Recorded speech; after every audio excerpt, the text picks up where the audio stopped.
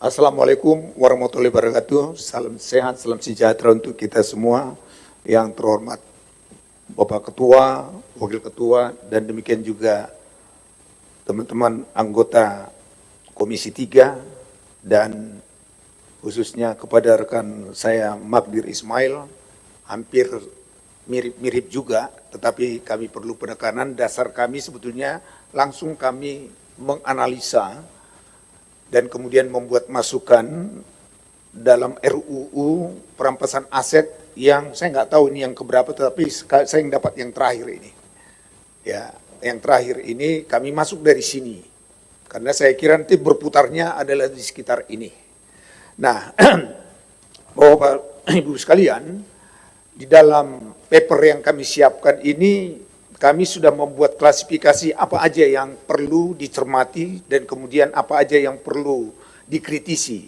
Yang pertama, kami bicara nanti mengenai nomenklatur dan judul undang-undang, kemudian definisinya, ruang lingkup aset yang dapat disita, aset yang tidak dapat disita dalam proses pemeriksaan persidangan, tidak hadirnya jaksa pengacara negara, pembagian kewenangan juga kami bicarakan, aset yang dapat dilelang sebelum putusan permohonan perampasan aset, usulan penambahan pasal mengenai pra-peradilan, usulan penambahan pasal mengenai pembentukan komite pengelolaan aset. Ini kami langsung bahas dan mudah-mudahan ini bisa bermanfaat di dalam nanti pembentukan undang-undang yang nomenklaturnya saya belum tahu. Tetapi nomenklatur yang kami usulkan adalah Undang-Undang Pemulihan Aset Tindak Pidana atau Undang-Undang Pengembalian Aset Perbuatan Tindak Pidana. Ini juga ada kaitannya kepada judul pemulihan aset yang lebih koheren dengan ketentuan dalam UNCIC. Ya, ini di pasal 51, pasal 54. Ini sudah menjelaskan pemulihan aset atau aset recovery. Tetapi saya lihat orang terlalu tertarik dengan perampasan aset, tapi bahasa perampasan aset sepertinya merampas itu kurang elok kedengarannya. Artinya kalau saya melihat kalau ini judulnya belum apa-apa orang sudah divonis melakukan satu perbuatan. Ya, belum apa-apa sudah dikatakan dirampas berarti kamu sudah melakukan satu kejahatan. Nah, oleh karenanya kami mengusulkan perampasan aset lebih tepat diganti nomenklatur Undang-Undang Pemulihan Aset Tindak Pidana atau Pengembalian Aset Perbuatan Tindak Pidana. Nah, kemudian masalah definisi, ya, definisi. Di situ kami baca di sini di pasal 1 angka 3. Ya, pasal 1 angka 3. Nah, saya tidak perlu membahas, sudah ada RUU perampasan aset. Di sini perampasan aset tindak pidana yang selanjutnya disebut perampasan aset adalah upaya paksa dilakukan oleh negara mengambil alih penguasaan atau kepemilikan aset tindak pidana berdasarkan putusan pengadilan yang telah memperoleh keputusan tetap tanpa disyaratkan pada penghukuman terhadap pelakunya. Kami usulan reformulasinya begini. Perampasan aset tindak pidana yang selanjutnya disebut perampasan aset adalah upaya paksa yang dilakukan oleh negara untuk mengambil alih penguasaan dan kepemilikan aset tindak pidana yang merugikan keuangan negara.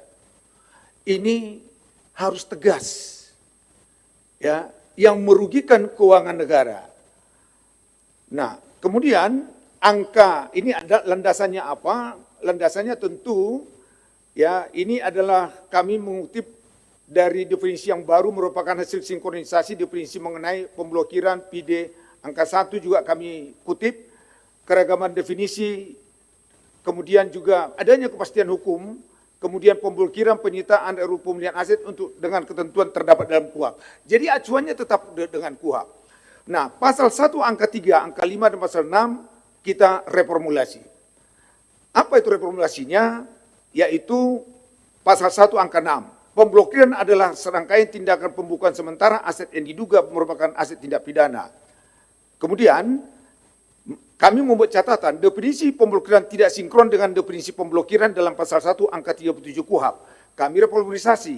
Pemblokiran adalah tindakan yang dilakukan atas perintah penyidik, penuntut umum atau hakim dengan penetapan untuk mencegah akses penggunaan atau pemindahan sesuatu terhadap harta kekayaan, bukti kepemilikan transaksi perbankan ataupun platform daring informasi bla bla bla produk administratif lainnya untuk sementara waktu aset diduga merupakan aset tindak pidana. Nah ini tadi ditanya pengalaman kami. Ini pengalaman kami ini sangat banyak, ya, bahwa dalam proses pemblokiran ini juga harus clear sebagaimana juga di dalam KUHP. Ada yang tidak ada kaitannya ini langsung diblokir, apalagi ini ada kaitan dengan perampasan atau pemulihan, bisa aset satu keluarga yang belum tentu ada kaitannya langsung dihabisi. Nah ini perlu kita cermati juga. Kemudian pasal 1 angka 7, penyitaan adalah serangkaian tindakan untuk mengambil alih sementara penguasaan aset yang diduga merupakan aset tindak pidana untuk kepentingan pembuktian dalam pemeriksaan perkara permohonan perampasan aset di sidang pengadilan. Catatan kami, definisi penyitaan tidak sinkron dengan definisi yang pemblokiran dalam pasal 1 angka 7. Kami usulkan, penyitaan adalah tindakan penyidik untuk mengambil alih dan atau menyimpan di bawah penguasaan aset yang diduga merupakan aset tindak pidana, baik benda bergerak dan tidak bergerak, berwujud maupun tidak berwujud untuk kepentingan pembuktian dalam pemeriksaan perkara permohonan perampasan aset di sidang pengadilan. Nah, kemudian pasal 1 harus disisipkan atau ditambahkan angka baru terkait dengan definisi, ya, mengenai komite pengelolaan aset untuk dicantumkan dalam ketentuan umum. Jadi di dalam ketentuan umum kami cermati siapa sih yang berwenang ini. Tadi rekan Magdir juga sudah menyampaikan, ini harus clear. Ya, jadi jangan kejaksaan yang menyidik, kejaksaan yang menuntut, kemudian mereka juga yang nantinya melakukan mengelola permohonan lelang, demikian juga KPK, bisa juga nanti dengan kepolisian. Jadi ini harus ada komite, yang mana nanti bentuknya, saran dari kami, ini tidak boleh yang menyidik, kemudian inilah yang mengelola. Saya tidak perlu sampaikan kenapa, tetapi saya kira sudah pengetahuan umum yang terjadi saat ini. Pengalaman kami, ada kerugian tuduhan kepada klien kami, katakanlah 200 miliar. Tapi yang diblokir disita sampai 10 triliun. 10 triliun. Dan, nah ini yang paling sadis. Lantas pada saat itu saya tanyakan, dasarnya apa? Padahal perhitungannya di dalam panggilan kepada klien saya, dugaannya clear jumlahnya. Tetapi yang dilakukan penyitaan, pemblokiran, itu sudah ribuan kali daripada apa yang dituduhkan. Lantas dalam proses menutupi daripada yang sudah terjadi tersebut, lahirlah sekarang kita tahu kerugian negara dengan lingkungan. Perekonomian. Mohon maaf karena ini untuk kepentingan bangsa dan negara dan kepastian hukum, saya harus buka ini, inilah saatnya kita memperbaiki yang sudah sangat pengetahuan umum, tetapi kita penegak hukum tidak bisa berbuat apa-apa, karena segala mohon maaf, kekuasaan di atas hukum. Jadi kalau kita mau serius, kita harus bisa membuat satu undang-undang yang pasti supaya tidak terjadi abuse of power. Kasus saya kira bukan 1-2. Saya mengirim surat keberatan. Mohon maaf yang belum saya kirim, kalau ada alamatnya Maha Pencipta, saya akan kirim akibat abuse of power itu. Sekarang klien saya, mungkin semua publik tahu, dia menderita yang tidak pantas yang dituduhkan kepada dia, karena ternyata putusan Mahkamah Agung juga tidak menghitung kerugian lingkungan. Tetapi sudah disita asetnya dan menghancurkan usahanya yang sudah dia bangun 55 tahun. Nah ini nanti mohon izin ketua, ini yang kami maksud tadi harus alert kita untuk membuat undang-undang perampasan ataupun aset recovery ini.